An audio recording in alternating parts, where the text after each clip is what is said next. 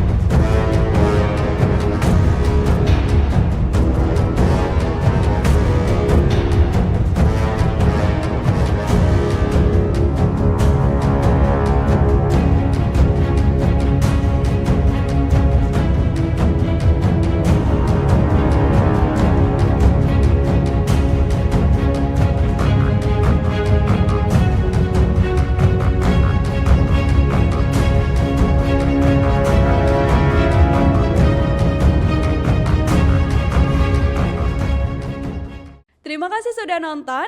Jangan lupa like, subscribe, dan share ya.